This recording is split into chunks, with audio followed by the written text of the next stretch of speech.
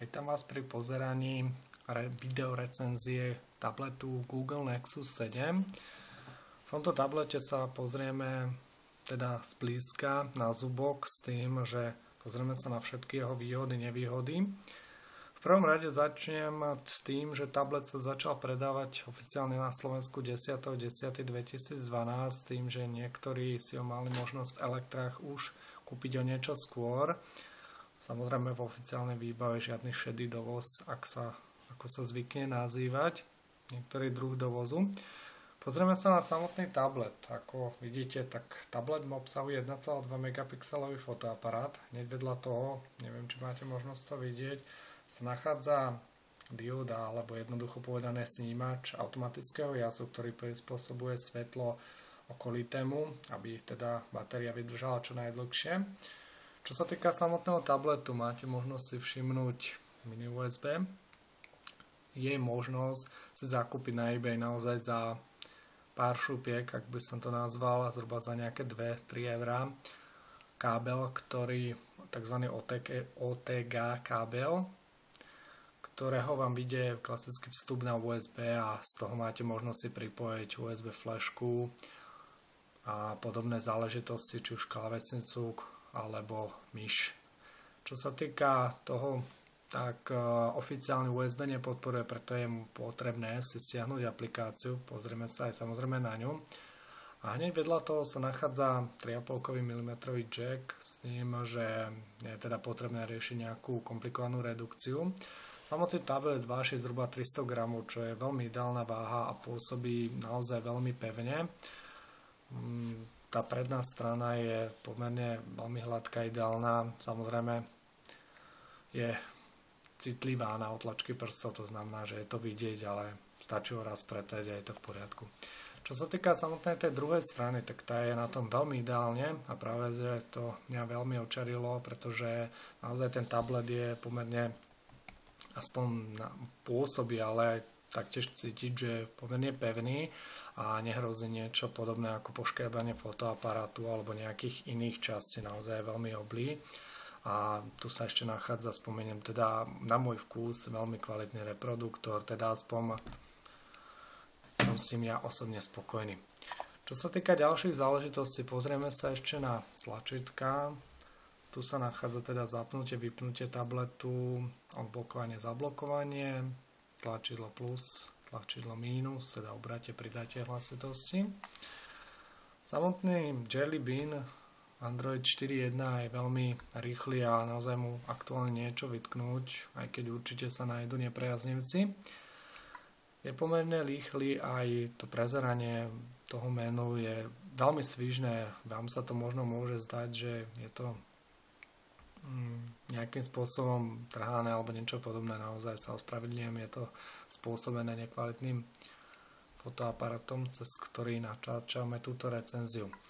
Samotný tablet pôsobí na mňa veľmi dobrým dojmom a dokonca v niektorých prípadoch sa mi naozaj ten displej alebo tá predná strana veľmi nápadito podobá na iPad. Čo sa týka ale tej ceny, tak nie je možnosť to porovnávať. Táto verzia je 16 GB, mne úplne postačuje. Samozrejme bude k dispozícii podľa oficiálnej informácie 32 GB verzia, ktorá bude navyše zrejme obsahovať 3G. To znamená, že je možnosť vložiť teda SIM kartu, čo aktuálne nie je možné. Aj keď predsa len ten tablet ja osobne skôr využívam tam, kde sa nachádza Wi-Fi, čiže môj názor je taký, že neľutujem kúpu tohoto tabletu. Keď sa už pozrieme na samotné vnútro toho tabletu, tak vidíme, že je to niečo odlišné ako predchádzajúce Androidy 2.1, 2.3 alebo 3. Naopak ja som prechádzal z Androidu 2.3 na Jelly Bean, konkrétne 4.1 s tým, že chvíľu som mal potreby niečo spravovať a v tú chvíľu som to nedokázal nájsť. Taktiež sa podľa môjho názoru zmenil spôsob pridávania widgetov, ktorý je úplne odlišný a dokonca som si na to nedokázal zvyknúť. Ako máte možnosť simnúť nejakým dlhým podržaním, máte možnosť si vybrať iba tapetu, živú tapetu a galériu, takže určite takýmto spôsobom sa widgety nepridávajú. Stačí kliknúť teda v menu, zájsť samozrejme na mini aplikácie a tu sa nachádzajú teda rôzne widgety. Takže vidíme. Dobre, prejdeme na samotné teda to menu, oficiálnu ponuku teda tých prístrojov, aplikácií. Hneď na úvod, ja osobne som si stiahol niekoľko aplikácií z Google Play, ktorý reaguje aspoň na tomto tablete pomerne veľmi svižno, takže naozaj nejaké trhanie, zasekávanie alebo niečo podobné som nezaznamenal. Takže tu ako môžem len a len potvrdiť to, že Google naozaj zapracoval na všetkých detailoch, aspoň čo sa týka môjho pohľadu. Určite nájdu sa aj ľudia, ktorým sa tablet nepáči, pretože každý má nejakú inú tendenciu využívania. Ja som si hneď na úvod v podstate stiahol aplikácie, pokúsim sa ju bez problémov teraz v tejto chvíli nájsť. Jedná sa o pomerne možno hlúpu aplikáciu, ale niektorými ľuďmi využívanú, aj keď tablet obsahuje teraz aktuálne iba 1,2 megapixel fotoaparát, ako to bude v budúcnosti, neviem. Konkrétne aplikáciu Camera Launcher for Nexus 7. Jedná sa úplne jednoduché vyhotovenie, pretože samotný Nexus 7 neobsahuje aplikáciu, ktorej môžete otvoriť len tak fotoaparát, takže ako máte možnosť vidieť, teda máte možnosť sa natáčať. Dokonca bola poskytnutá informácia, že Google Nexus podporuje HD nahrávanie, ale nie je to softverov vybavené, takže darmo by ste vy nejakým spôsobom prepínali to nahrávanie na HD, ale je možnosť to upraviť taktiež, že ale potrebný root, to znamená, že môžete prísť kľudne o záruku, takže ja takéto záležitosti nebudem riešiť, nakoľko mám predĺženú záruku. Čo sa týka ďalších aplikácií, tak určite závisí len a len od vás, ktoré aplikácie využívate. Osobne napríklad aplikáciu Gmail používa zrejme každý druhý z vás. Čo sa týka toho prispôsobenia, tak to je ako veľmi geniálne. S tým, že je to úplne niečo iné ako v tých telefónoch. Takže vidíte, že naozaj aj ten prechod je pomerne rýchly z toho režimu na ten druhý režim, to znamená otáčanie toho je obrazovky. Je možnosť aj vypnúť, aj zapnúť, stačí prejsť sem a tuto teda zablokovať. To znamená, že teraz už vidíme, že sa tablet neotáča. Je to možno banalita, ale aj takáto banalita je v podstate pre mňa opodstatnená, pretože v niektorých prípadoch túto záležitosť nevyužívate. Ja som taktiež toho názoru, že je potrebné si prispôsobiť tablet podľa vašim predstavám. Čo sa týka ďalších záležitostí, tablet obsahuje Bluetooth, čo oproti Kindle tabletu, ktorý bol predstavený, ten nemá. Takže samozrejme Wi-Fi, bez toho by to aj nebolo možné. Čo ma taktiež teda prekvapilo, bolo možnosť tzv. NFC, to znamená prenášanie obsahu alebo po prípade platby a podobne. Čo sa týka ďalších záležitostí, pre ktorých tablet je určite u mňa veľkým plus, je GPS. Bez tohoto jednoducho by to nebolo to pravé a naozaj ten tablet ako navigácia je podľa mňa veľmi užitočná pomôcka, pretože na tak veľkom displeji je určite radosť ísť niekam. Ja som si hneď teraz aj pre vás pripravil takú mini recenziu Cygits, ktorý som si nainštaloval, jedná sa o skúšobnú verziu. Je možno si aj samozrejme zakúpiť. Taktiež navigácia funguje veľmi dokonale. To prispôsobené toho displeju už vidieť, že je jednoducho perfektné. Aktuálne sa ešte čaká na GPS signál, aj čo sa týka samotného GPS signálu do hľadania nemám možnosť mu niečo vytknúť, pretože je to veľmi rýchle. Keďže sa nachádzam v budove, tak to nie je takým spôsobom rýchle a efektívne. Ja zatiaľ si teda ešte pripravím nejaké iné aplikácie, ktoré si ukážeme. Čo sa týka, ešte si môžeme tak pozrieť spomínaného mini USB portu a OTG káblu, tak je možnosť si stiahnuť aplikáciu Nexus Photo Viewer. Toto sa jedná o bezplatnú aplikáciu, kde je možnosť pripojiť teda kábel a následne USB Jedná sa teda len o výber, to znamená len o prezeranie, ale je možnosť si na Google Play zakúpiť aj aplikáciu, som je zhruba nejaké 2 €, cez ktorú si môžete aj importovať či už videá, obrázky alebo hudbu.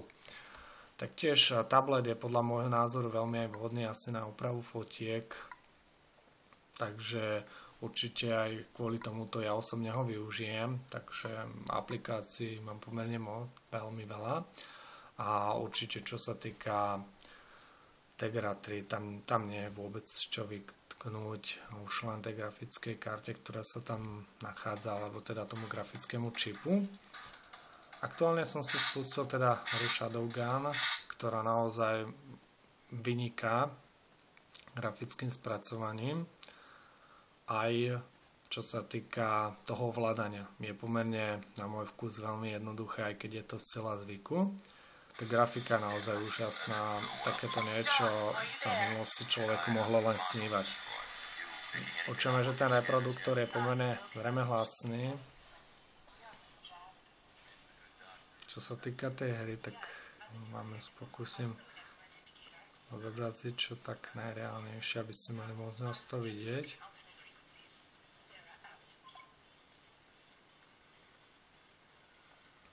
Vidíte, že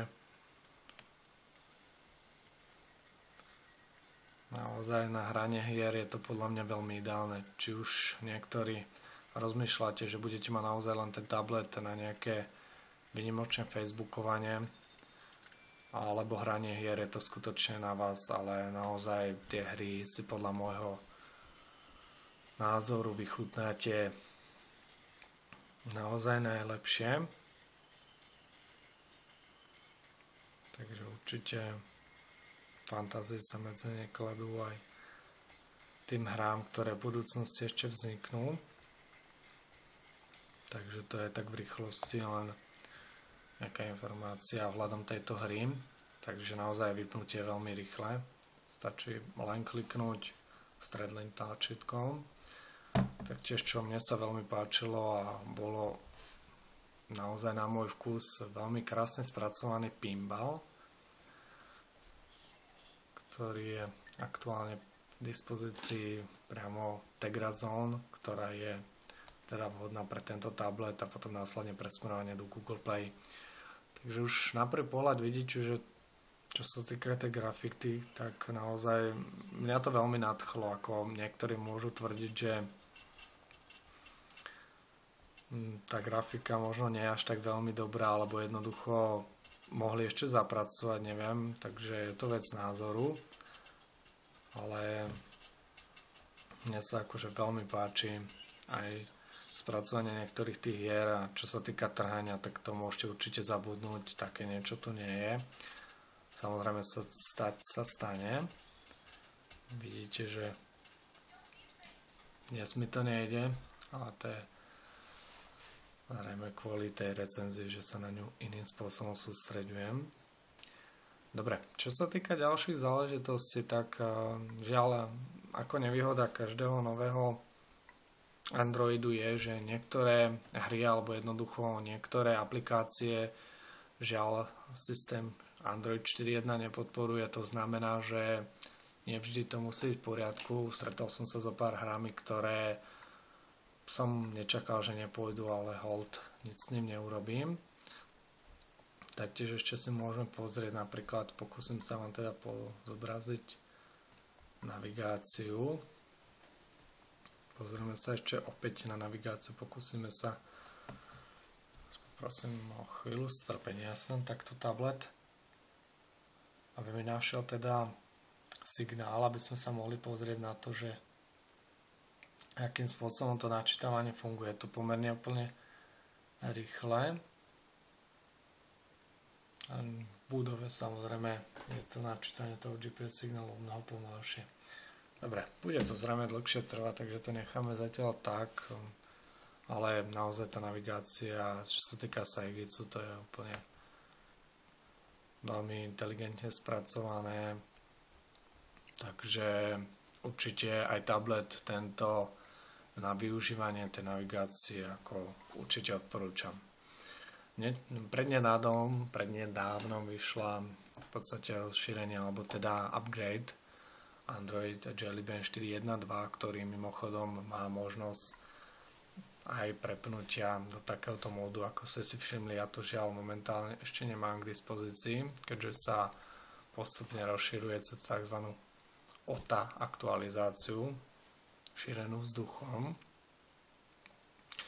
Aj samotný Tegra Zone je možnosť si stiahnuť Google Play a ako vidíte máte možnosť si pozrieť hry, nejakú aplikáciu teda alebo hru, kliknúť a Get It Now a vidíte, že vás teda presmeruje do Google Play, čo ja osobne som žiaľ ani netušil, pretože zariadenie z Tegra Zone som nikdy nevyužíval, takže som si myslel, že to je samostatný obchod.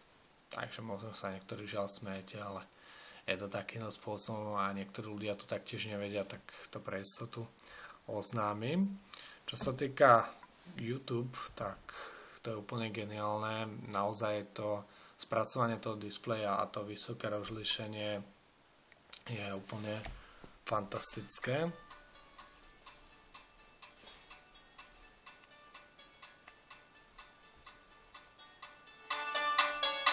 Možno niektorí počujete tú kvalitu zvuku, možno niektorí nie.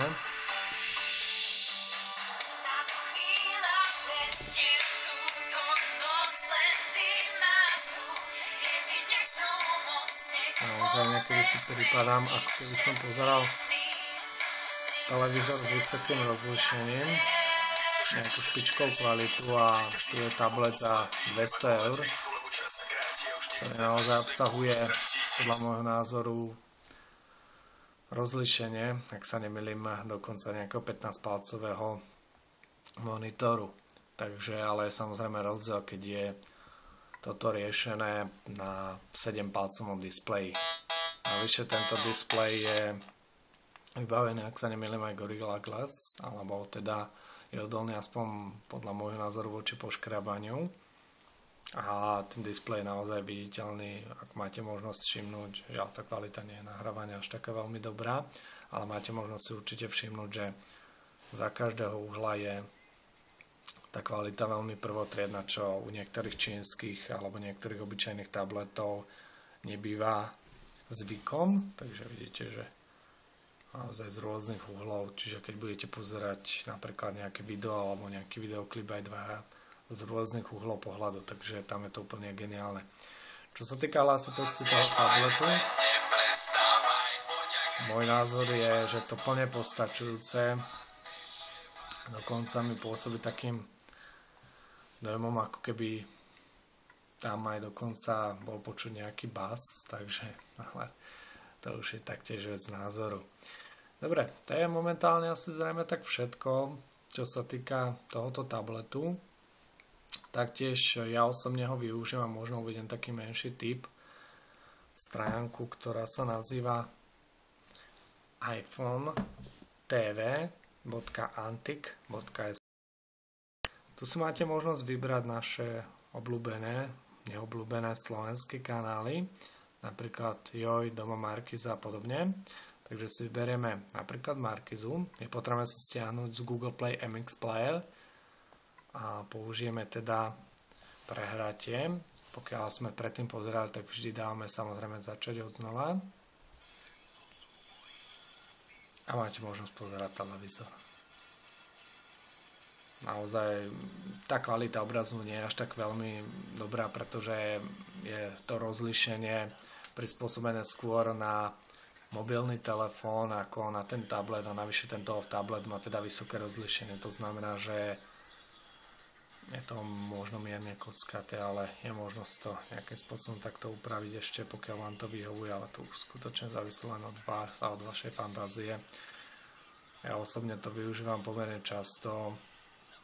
Určite stačí si ľahnúť do postele, 7-palcový tablet vedľa seba a pozrieť si televízor, nie je na to.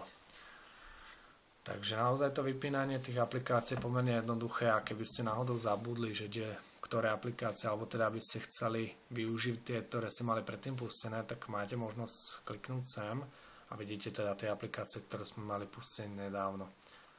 je možnosť tej aplikácie úplne jednoducho pozatvárať takýmto jednoduchým presunutím. Ale aj napriek tomu, keď tam máte či už 5 alebo 10 alebo 15 tých aplikácií spustených, tak v nejakom prípade to neohrozuje rýchlosť toho tabletu alebo teda samotného operačného systému. Čo sa týka nejakých technických parametrov, tak tie si máte možnosť pozrieť v ktorejkoľvek recenzii, pretože tu skôr nejde v tejto videorecenzii o nejaké technické parametre, tu skôr ide o ten video pohľad, takže to je momentálne odo mňa všetko. Ak by ste mali nejaké otázky, kľudne sa pýtajte. Ja môžem túto kúpu odporučiť. Aktuálne sa cena tabletu pohybuje zhruba 220 eur, čo proti priemernej cene 500, 600, 700 eur iPadu je pomerne veľký rozdiel, aj keď samozrejme iPad je úplne iná cenová hladina, iná kvalita a tak ďalej. Ale žiaľ, nie každý si môžeme taký tablet dovoliť, takže podľa môjho názoru je toto ideálna kúpa do 250 eur, respektíve 220. Je ohlásený ďalší tablet tohoto typu, len 32 GB verzia, ktorá naviac bude obsahovať 3G verziu, to znamená, že zrejme bude niekde slot na SIM kartu. Otázne je, či sa bude dať z neho aj volať, alebo teda bude naozaj použiť výhradne iba na internet. Takže to je odo mňa momentálne všetko. Určite vám odporúčam kúpu tabletu. Podľa môjho názoru lutovať nebudete, avšak je potrebné si ho prispôsobiť podľa svojim predstavám, aby ste teda boli spokojní. Dobre, takže vám pozranie tejto recenzie a niekedy na budúce.